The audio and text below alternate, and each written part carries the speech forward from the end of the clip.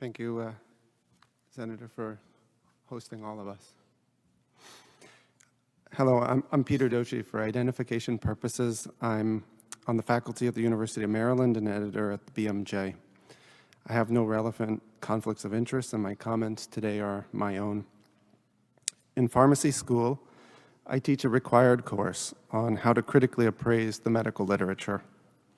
We train students on how to go beyond a study abstract and start to pick apart and critically assess biomedical studies, not just take them at face value. I want to use my 5 minutes here to harness that spirit of critical thinking. I'm saddened that we are supersaturated as a society right now in the attitude of everybody knows that has shut down intellectual curiosity and led to self-censorship. So let me start with a few everybody knows examples that I'm not sure we should be so certain about. Everybody knows that this is a pandemic of the unvaccinated. But if hospitalizations and deaths were almost exclusively occurring in the unvaccinated, why would booster shots be necessary? Or why would the statistics be so different in the UK, where most COVID hospitalizations and deaths are among the fully vaccinated, as Senator Johnson said? There's a disconnect there. There's something to be curious about. There's something not adding up, and we should all be asking, is it true that this is a pandemic of the unvaccinated? What does that even mean? Next slide, please. Then there's this. Everybody knows that COVID vaccines save lives. In fact, we've known this from early 2021. The clinical trials proved that to be the case, as you can see here in the quote of a February article in the Journal of the American Medical Association. But is it true? When that statement by prominent public health officials was penned, there had been just one death across the 70,000 Pfizer and Moderna trial participants. Today we have more data, and you can see that there were similar numbers of deaths in the vaccine and placebo groups. The trials did not show a reduction in death.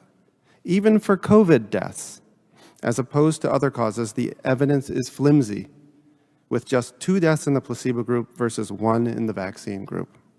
My point is not that I know the truth about what the vaccine can and cannot do. My point is that those who claimed the trials showed the vaccines were highly effective in saving lives were wrong. The trials did not demonstrate this. Next slide, please. Now let's talk about anti-vaxxers. Everybody knows you should discount what anti-vaxxers have to say. But what does the term mean? The Merriam-Webster dictionary defines it as, quote, a person who opposes the use of vaccines or regulations mandating vaccination.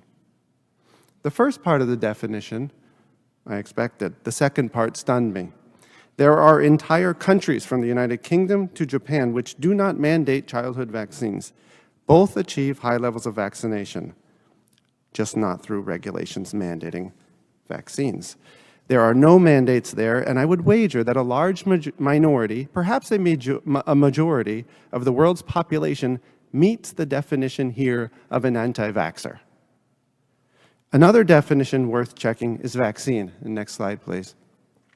I am one of the academics that argues that these mRNA products, which everybody calls vaccines, are qualitatively different than standard vaccines.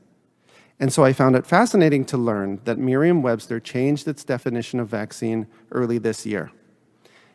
mRNA products did not meet the definition of vaccine that has been in place for 15 years at Merriam-Webster, but the definition was expanded such that mRNA products are now vaccines.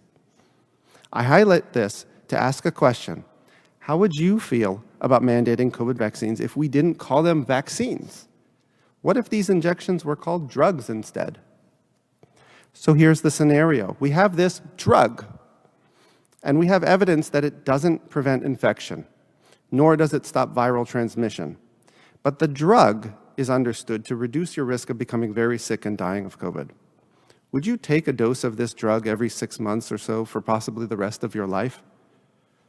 If that's what it took for the drug to stay effective? Would you not just take this drug yourself, but support regulations mandating that everybody else around you take this drug? Or would you say, hold on a sec. Maybe you'd say that if that's all the drug does, why not use a normal medicine instead? The kind we take when we're sick and want to get better. And why would you mandate it? The point is, just because we call it a vaccine doesn't mean we should assume these new products are just like all other childhood vaccines which get mandated. Each product is a different product, and if people are okay with mandating something simply because it's a vaccine and we mandate other vaccines, so why shouldn't we mandate this? I think it's time to inject some critical thinking into that conversation, and that is what I hope we're doing today. Thank you.